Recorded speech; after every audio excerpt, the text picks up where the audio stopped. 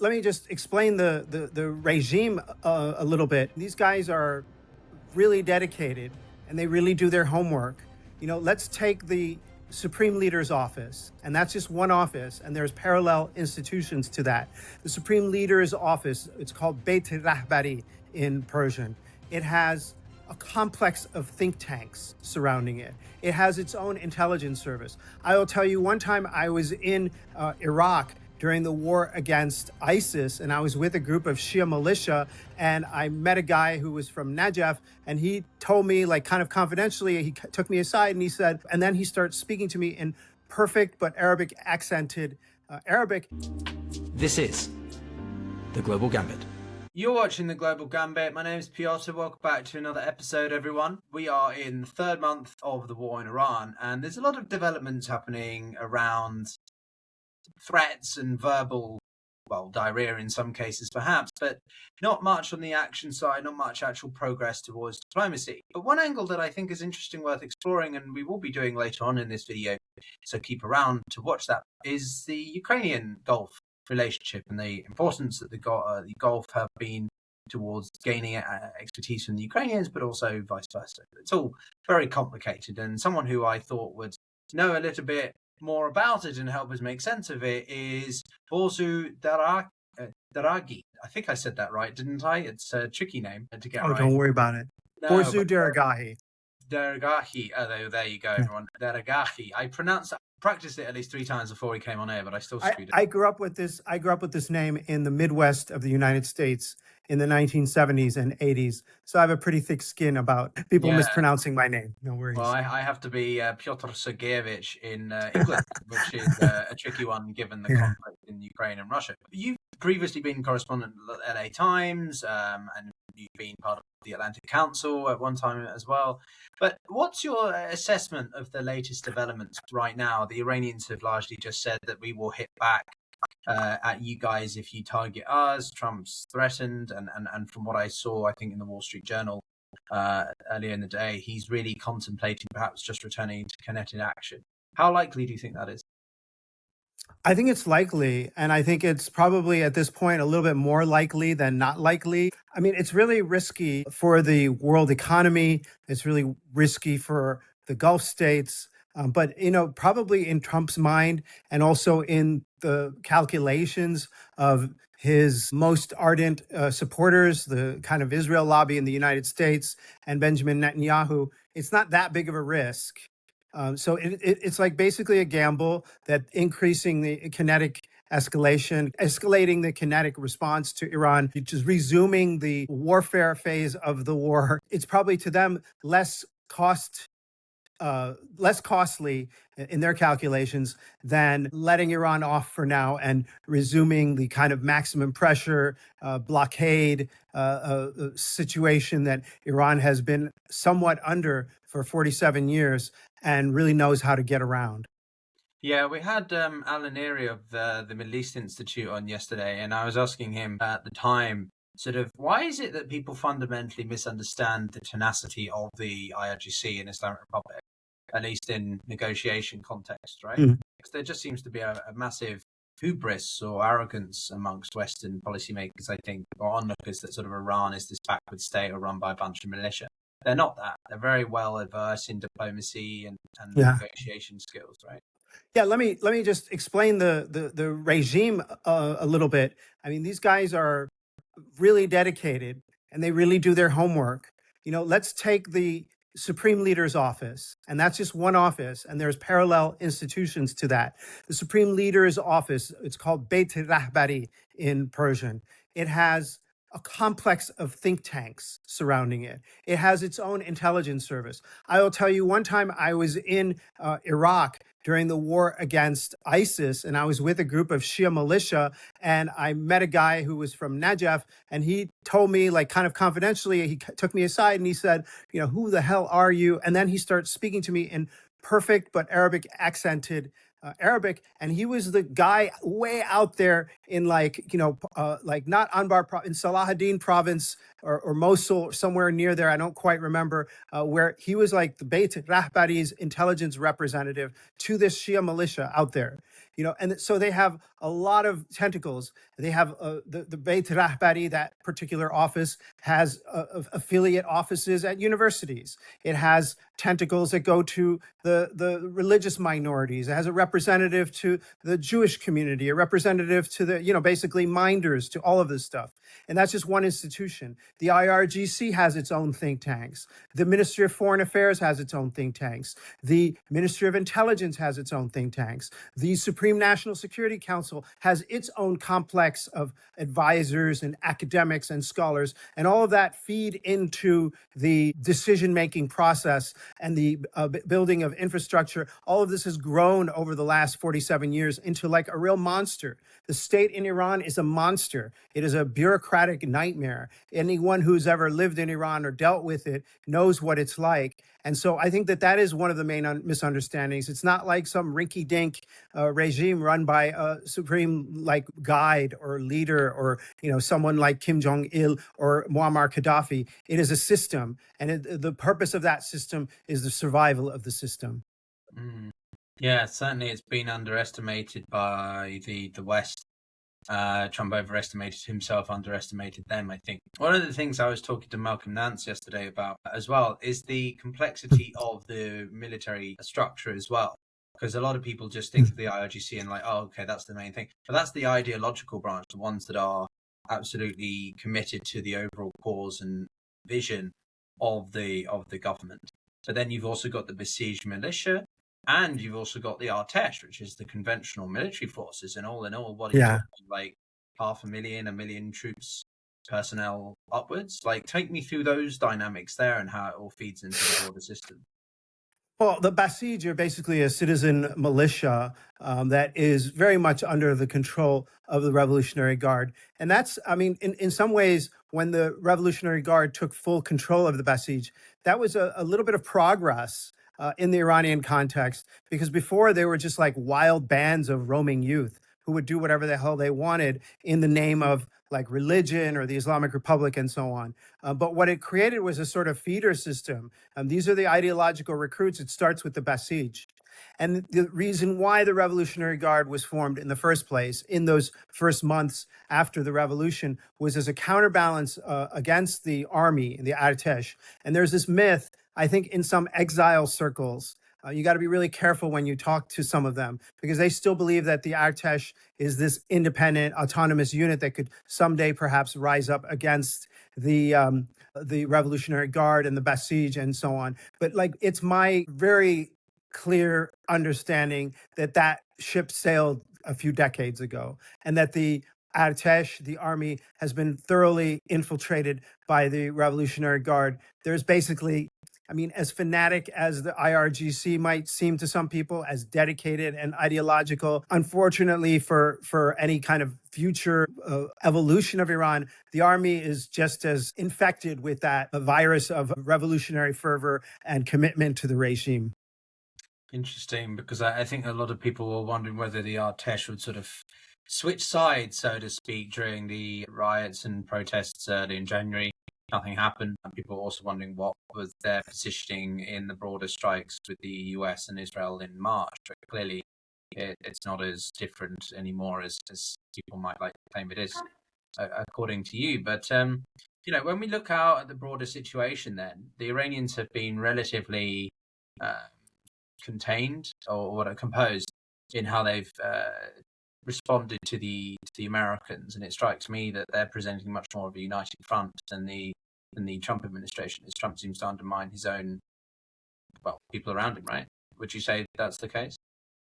Well, yeah, I mean, like I said, that structure that I described, this kind of methodical decision-making process where decisions are ultimately fed to this, the decisions are ultimately made, the information is fed to the Supreme National Security Council, and this deliberative body that includes the supreme leader, the head of the intelligence, head of the IRGC, the president, speaker of parliament, the secretary, that used to be Ali Larijani, the various top regime figures and leaders of the security branches. They meet together and then they decide what the move is going to be. So it's not like Donald Trump getting there on a press conference and saying, we armed the Kurds, we gave them weapons, they did nothing, they take. You would never have a mistake like that, giving Iran the upper hand. Like, oh, you're arming militias and you're arming militias in Iran, and you expect us to disarm our militias? Hey, maybe we're going to arm Antifa. So I think that the mistakes that the Trump administration makes because of the undisciplined nature of the decision making and the communications are really undermining any kind of credibility the administration has, as well as its bargaining position. Because for example, let's just take that example. Viewers may not know, but just like yesterday, I think it was at a press briefing with like a bunch of kids. They were like students. I don't know what he was thinking. Donald Trump starts ranting about how they gave weapons to the Kurds. Okay, maybe you did, but you admit that, and you basically undermine the position of the U.S. government when it's saying, okay, we want you to stop arming Hamas and the Houthis and Hezbollah. And the Iranians are going to be like, why should we? You're arming your militias, we're arming ours. Yeah, it's interesting that, and it makes me think of the broader point that's been floated and debated over since this whole situation developed, which is, what is the framing of Mujtaba now? Because from my understanding, other people that we've had on the program, they emphasize that he's a lot more pragmatic. He'd built up a lot of a stronger relationship with the IRGC, and that his father, Ali Khamenei, was a lot more ideologically inclined, and therefore he was counterbalancing against the IRGC, which was gaining in influence. So with Mujtaba now in power, that's not the case. Is that true? And a second point to that is, do you think that Iran will become more of like a police state? I think that's a few different questions. And I'll just say that I'm not sure about where Mujtaba is at.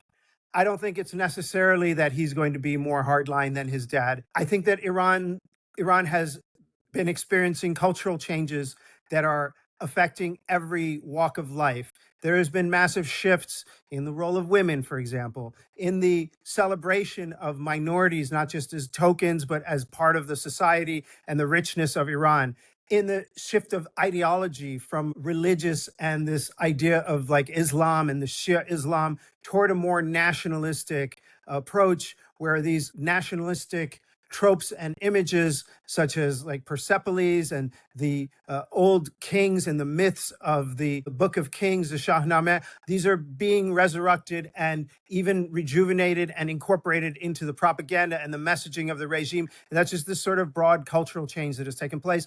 Whether Mujtaba is a hardliner or a softliner and so on, he can't do anything about that. Whether he is pro-hijab or anti-hijab, he can't stop the wave of Iranian women not wearing their hijab, because these guys' own daughters are no longer wearing their hijab. So I think that there's, dramatic changes taking place in the country that he is not immune to. But whether or not that is going to lead to something more moderate, I don't know. I think they're basically the people who are in charge. I think Khamenei, the big guy, the old guy, he was so careful and cautious. We used to play a game, me and my colleagues, when we were listening to Khamenei's speeches, and we would predict what he was going to say in every speech because he was so predictable. And everything he said, every Reuters report about one of his speeches, you could find the same quote from the same guy in the same context 10 years earlier, 15 years earlier. He was the most kind of predictable and stiff and conservative person, and it was his idea of like, neither nuclear weapons nor no nuclear program. This idea was his, this idea of not having a nuclear weapon and not dismantling the nuclear program. And I think that now you have a much more unpredictable, much more rejuvenated and young and risk-prone leadership in the country. In many ways, the government is all about surveillance and control. This is one of the, I think, reasons why, I think, for example, this whole issue of the internet, the internet being blocked for so many months. The reason, I think, the main reason is, and I've heard it kind of said from people close to the regime, is like, look, you think the Americans aren't monitoring internet? They have the tools to do that, though. They have AI powered whatever, using Palantir to monitor everyone's internet, using like massive data sets and big huge data centers to monitor subversive activity on the internet. We don't have those tools, so we have to block internet right now. And I think that that's basically the evidence that it's already somewhat of a extreme police state, because they can't monitor internet the way they would like to. They are shutting off internet for most people. Whereas, for example, if you go and there's ways you can get access to internet right now, but it's in small enough numbers that the regime can monitor it and make sure that you're not, communicating with a foreign operative or trying to smuggle weapons into the country and so on. So I think that it's all about control. The Islamic Republic has always been about surveillance and control, and it continues to be so. Whether it will become more like a North Korea, isolated from the world, I don't think so. I think it will, because of the nature of the country, because of its porous borders and many borders, because of the cracks between the different ethnic groups and the multiple languages and so on, it will never be as controllable as Libya under Gaddafi or North Korea.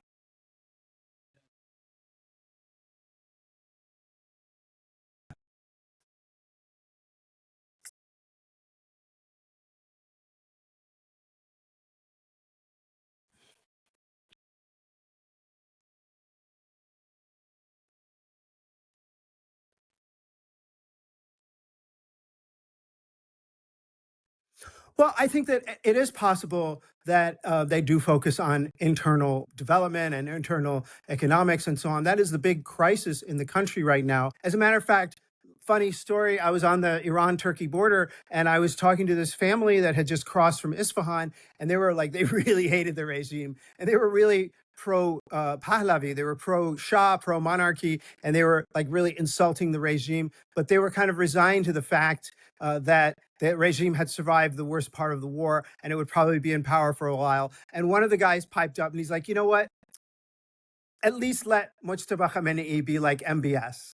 Let him focus on us for a change. Let him focus on, so he didn't mind it was what he was basically saying is like, okay, if it's going to be a dictatorship, at least make it one where they're investing in the country and making the country like developed and so on. I thought that was an interesting and poignant remark. I think right now, the Islamic Republic is facing what it sees as the most threatening moment of its life, of its 47 years. It sees this as a major crisis, and all attention right now, for now, is focused on fending off threats to the regime, as well as, and this is part of the mistakes of the US messaging and war strategy, as well as defending the territorial integrity of the country.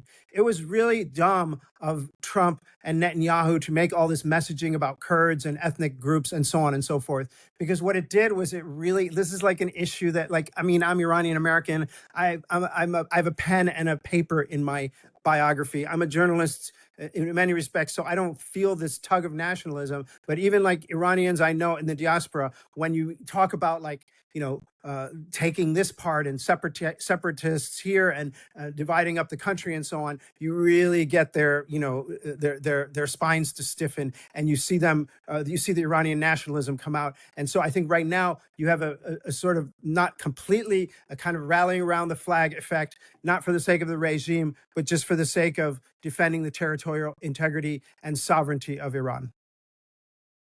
Trump's entire war has, well, firstly, not only brought together people from all walks of life, forming MAGA groups, traditional conservatives, centrists, left-leaning, far left, all in criticizing this war of choice. But secondly, it's been counterproductive because Iran has suffered so much, and the regime hasn't really been decapitated, despite this being a decapitation strategy, that it's made a lot of Iranians think, well, we kind of wish we hadn't asked for this intervention in the first place. Or you see it differently? No, I see that a lot, and I've talked to people who have their opinions have evolved. Like, I mean, there was people who wouldn't speak to me at the beginning because I'm like, look, man, we all want to see the end of the Islamic Republic to some extent, or at least an evolution. We all want this regime to change dramatically, if not go away. And I would say even like many people who are members of the Islamic Republic regime, people who are in the leadership, maybe not in the top leadership, but in the middle ranks of the regime, they realize that the government and the system is a dead end, that it has to change fundamentally. So I think there's a lot of people who want that change. But I was saying that this is not going to do it. And this might end up in something much worse. And for that, I lost quite a number of friends. People unfollowed me. People stopped talking to me. But after some weeks, those people sort of sheepishly apologized, many of them, and said, look, I got carried away with this whole thing, but man, did they make a mess of it. And I think that, it started on day one with that school. They lost the war on that day. I didn't say Iran won the war. I never said Iran won the war, but the US and Israel lost the war on day one when they hit that school, because they lost the propaganda battle. You didn't have something like that in Iraq until the Abu Ghraib scandal a little while later. Do you know what I'm saying? Like, you didn't have a moment like that, but you had it on the first day. And it was really a tragedy, both for the U.S. image, but of course for the families of these people, but also just it was bound to fail at that within the first few hours of the war. So as we see, the peace talks not really go anywhere. Just a bit of a merry-go-round circus, in my opinion. What does it actually take to get the Iranians to negotiate, right? At what point will they feel that the negotiations are worth pursuing versus when they think it's all just not? What's the tipping point there?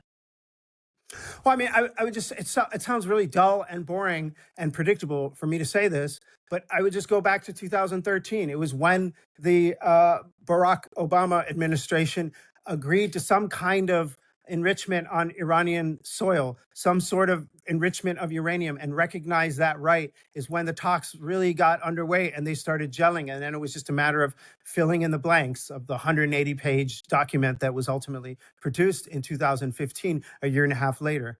And I think something similar to that would have to take place with regard to, the U.S. administration and Iran.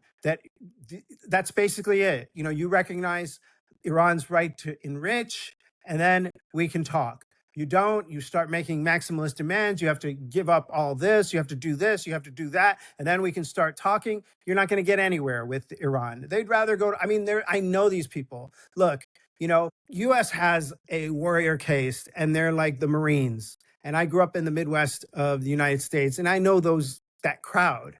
But, Iran has that caste of people as well. And they are the warrior class, and they are war people. They're into battle and they're into fighting.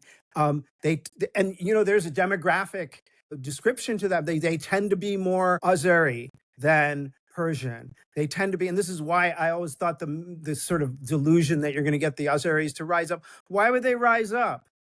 They own the place, they're the ones who run the country pretty much, the Azeris. And they are the overclass, and they always have been. And they are also the military class, and the ranks of the military, ranks of the IRGC tend to be heavy with that crowd. And they're into war, and they're, in charge now. It's like, if you imagine if the U.S. government was hit by a bunch of bombs and they killed the Speaker of the House and they killed the President of the United States. They killed the national security head of the National Security Administration, and they destroyed all this stuff and they bombed all this stuff. And then the U.S. Marines declared that we are in charge of the country now. Everything is cool. Everything is safe. That's basically what has happened in Iran. And I think those people, they live for war, and they have the ethos of war. And now they're kind of in charge, and they don't mind going back to war. Well, I don't think there's a capacity for either side to really do much more. We can't see the same level of intensity we saw in March. I think that's clear. I'm not saying that they don't have the strategic resilience and endurance to do so, but I don't think genuine intention. There could be a ground invasion. There could be, that's their fantasy. I'm just saying that, that's their fantasy. That's what they want. That's what they hope for. That's what they're prepared for. That's what they've done PowerPoint presentations on. That's what they're been training for all these years and so on. That's where they've set up, ambush sites and perfected the art of roadside bombs and so on and so forth. They're hoping for that war. They live for that. Now, one of the things that's obviously come out of all of this is external input, external interference, foreign intervention. And Ukraine has really come out as a key player in the Gulf states as supporting them. The Iranians have been a key supplier to Russia over the war in Ukraine, but now Ukraine is returning it seemingly to Saudi Arabia and other Gulf members. So, what's your opinion on that? Well, actually, just coincidentally, last week, I had a long meeting with a couple of Ukrainians at a think tank in Paris, and we were discussing this very topic in detail. And I've spent a lot of time in the Gulf, and my understanding is that they really don't want to. They would love the Ukrainian help, but they're not going to. But what the Ukrainians need is material support for their war. And I'm assuming, based on what I know and people I've spoken to, that the Saudis and the Emiratis are going to be really reluctant to upset the Russians because of the long history they have with Russia and Ukraine's very shallow ties to the region and its very unseasoned and inexperienced diplomatic corps. Ukraine is a relatively young country. It doesn't have the networks that Russia has in these countries. You got to consider that, the Soviet Union was incredible at both diplomacy and spycraft, and they built extensive networks in these countries that continue to operate to some extent. And those include, for example, money laundering networks, the ties between Chechen oligarchs and the Saudi officials and business partnerships they have together. You have the money laundering and the oligarchs basically buying up parts of Dubai and partnering with people inside the United Arab Emirates. So there's really deep connections between these Gulf states and Russia. And you can see that in their reluctance to criticize Russia. When Russia invaded Ukraine, the whole world, at least in the West, was in an uproar about this. And the Gulf states were like, yeah, we've seen that before. Not, whatever. You didn't do anything one of the things I heard, and it's not necessarily, it's a little bit disingenuous, but they were saying that, you didn't care about Palestine. Why should we care about Ukraine? But in addition to that, there was a real, apathy about what's happening in Ukraine among the Gulfies. And I think that it's going to be a hard sell for the Ukrainians. And the Ukrainians that I was speaking to were acknowledging that. They were saying that they were having real, like the Emiratis, the Saudis, less the Qataris. The Qataris were more open to talking, were open to taking any technological innovations that Ukraine had to offer with regard to combating the swarms of Shahed drones and so on. But they were less reluctant to engage in, for example, credit swaps and currency partnerships to help bolster the Ukrainian economy, or even, participate in some ways in investment in Ukraine, which is probably not a bad time to invest. If you think about this country, it's probably a good buying time to bring some capital and to provide some material support for the war effort. Far different attitude towards that than towards taking any advice or technical expertise. So you don't think that Ukraine has any leverage at all?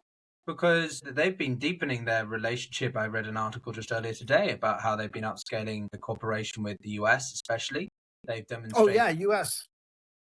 in interceptors and anti-drone capabilities, which is exactly what the Emiratis especially need. The Saudis not as much so, the Qataris to an extent. So, is the Russia-Saudi relationship, as an example, that deeply embedded? Because they've had some pretty difficult dynamics in OPEC Plus. I do. I think they are. There is a real unwillingness so far on the part of the Gulf countries to alienate Russia. There has been, and it's been pretty obvious between different types of Gulf countries. Because when we use that term, there's 5 or 6. So isn't there? Sure. Doesn't it depend? Like the Gulf countries are all split now. The Emiratis have left OPEC, and the Saudi Emirati relationship is terrible. Yeah, but still, they all have and that makes, in a way, their separation from each other makes them more unwilling to damage relations with any of the superpowers, be that the United States, be that Russia, and be that China. So I think that is a dynamic that is in play. According to the people that I talked to, there was nothing but frustration from the Ukrainians in their Gulf endeavors. Like I said, the Gulf the Gulf countries are more than willing to take the expertise that the Ukrainians have, but it was like in terms of actual cooperation, they're unwilling to do much that would alienate Russia. And I think that also goes, by the way, for Israel. I think it's a similar dynamic there. Israel doesn't want to piss off Russia as much as it maybe identifies with Ukraine a little bit. I'm not sure. Maybe it does. Basically, is under pressure and has been under pressure, has been under overt U.S. pressure to help out in the Ukraine war effort over the years. And yet it is reluctant to do so because of the special relationship it continues to have with Russia. Oh, right. Okay. Yeah, I mean, that goes against what I've been hearing. So you're pretty firm on that then.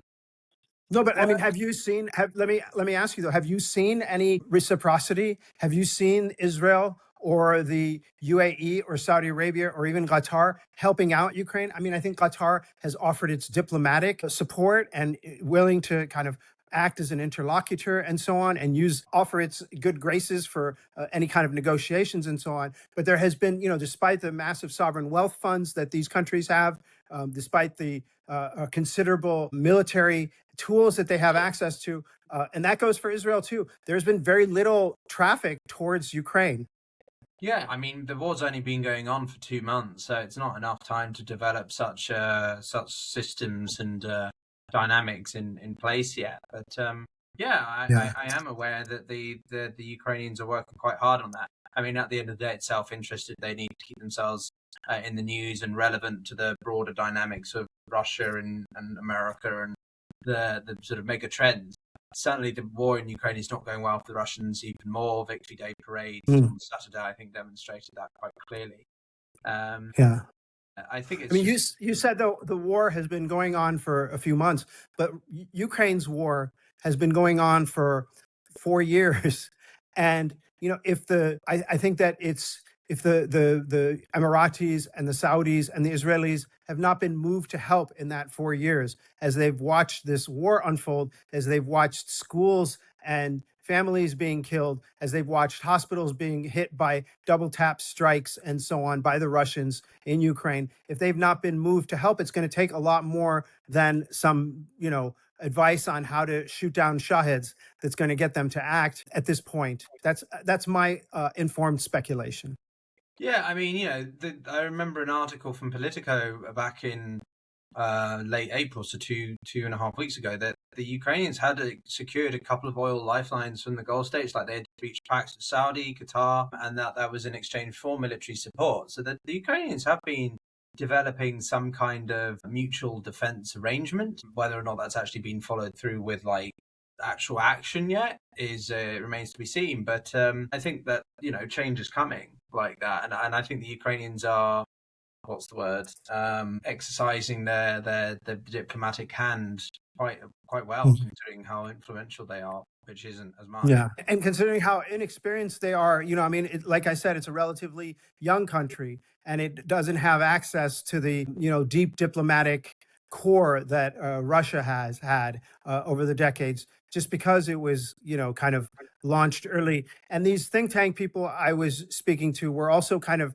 noting that we don't have the experience, we don't have the language skills as our Russian rivals, we don't have the deep ties, we don't have the community and business relations that the Russians have. So we're at a slight disadvantage. But as you pointed out, and this is why they asked to meet with me, they were really eager to try to pursue these channels. Yeah, I'm just reading it here. So he said that they had arranged 10-year agreements with 3 countries, adding in return for its combat expertise. So Kiev would receive missile interceptors, financial assistance, and supplies of oil and diesel. And in exchange, they would provide in-depth training on things like interceptor drones and other methods. So it does seem like there's movement here. This is modest improvements. Yeah. Yeah, I don't know. I feel like the Russians are so caught up in the war in Ukraine that they've kind of neglected the Middle East to a large extent, right? Look at the situation with Syria. Yeah, sure, they lost Syria. Yeah. So do you not think that the balance of power there is shifting? I mean, I would hope so for the sake of the Ukrainians, and that I think there is, how should we say, there is a possibility there. But that's going to be it's going to be tough. And those agreements, that agreement that you just referred to, I saw something about that. That's from like a couple weeks ago, if I recall, from the time that Zelensky visited. Is that correct? Yeah, I said it was in late April. This was coming from Yeah, Political yeah. on April 26th. Yeah, I mean, I recall that. But I mean, I really look very skeptically at those kinds of deals, those long-term deals when they are announced in the Gulf, especially. I've been trained over the years to look at these press releases for what they are, which is often like flimsy memorandums of understanding that could turn into something down the line, but very often don't bear fruit. Mm. So Perhaps where in do this you see case, this it'll be going different. then? Well, in the context of the war in Iran and the relationship Well, to the war in Ukraine, what do you think happens if the war in Iran does peter out? Does that benefit the situation in the war in Ukraine for Russia or Ukraine? Or if it heats up again, take me through either scenario. That's an interesting question. I think that if it peters out, it will benefit everybody. I mean, I think it'll benefit the world economy, and that is a net benefit. I think for Ukraine versus Russia, the very high oil prices that we're experiencing now because of this crisis is really helping Russia in the long run. Even though, as you've noted, there have been these fairly significant tactical gains by Ukraine in recent weeks and even months, but they're still, you got to admit, they're still marginal, those gains that they've made, the progress that the Ukrainians have made. Although marginal, they do point to like more broad capabilities on the part of the Ukrainians that could be promising down the line. But I think if the war continues, it makes it really hard. Not only does the Middle East war not only would a Middle East war suck up valuable supplies of interceptors and defense technologies, it would suck up diplomatic bandwidth as well as U.S. attention that would probably detract from Ukraine and the Ukraine effort. Does that make sense?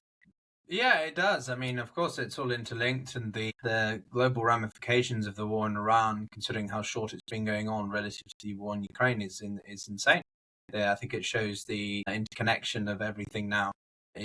Nothing happens in isolation, and certainly not conflicts of this magnitude and frequency in the modern world. But Borzou, I mean, I guess the last question is really, what would you encourage people to look out for? What would you encourage people to focus on in the next period?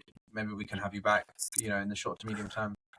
Well, I mean, I think it's going to be interesting what happens because a lot of what Trump's and the U.S.'s focus has been over the last few weeks was this big meeting that's going to take place this week in China. Um, and, that was one of the reasons why first of all, he delayed the meeting for a month because of the crisis in the Middle East. If listeners recall, they were supposed to meet in April, and they delayed it because of what was happening with this war. And Trump has been trying to kind of desperately bring some kind of resolution to the conflict, either a military victory or a perceived military victory or some kind of deal that he could call a victory ahead of this meeting. Now he didn't get that, and he's going to Beijing. If he's going there, I think on the 13th and the 14th, maybe tomorrow and the next day, and he will not have that. And then after that, I think it'll be interesting to see if there's still that time pressure. If now that hard deadline is over, it'll be a blockade of attrition, if not a war of attrition, between the two sides. And perhaps he won't feel the pressure to make a quick deal, and he'll maybe act a little bit more like the Iranians in terms of playing out the clock and waiting for the other guy to sweat. Okay, well, on that sweaty point, Borzou, it's been an absolute pleasure to have you on. Thank you very much for joining us, everyone, for watching. Do check out Borzou's work and his written commentary, which I think is pretty dynamic, and you've got I can see your character coming through in the way you write as well. So do check that out. But and also, of course, yeah, you can. If I may say, please visit my Substack. It's at Borzou Borzou.substack.com. Consider subscribing. Lots of free content as well as some paid content. Yeah, and well, on that subscription point, subscribe here. Of course, if you're watching this, you've got to subscribe to me, subscribe to Borzou's. This video will go out on Substack as well. So I'm sure you can restack it, Borzou, and then some people can come over to the YouTube as well and enjoy all your colleagues talking as well. I'm going to hit like and I'm going to subscribe on YouTube right now. Oh, there you go. Follow this man's lead, everybody. He has the right idea. But on that, we'll see you all very next time. Take care out there. Bye-bye. I can't talk today.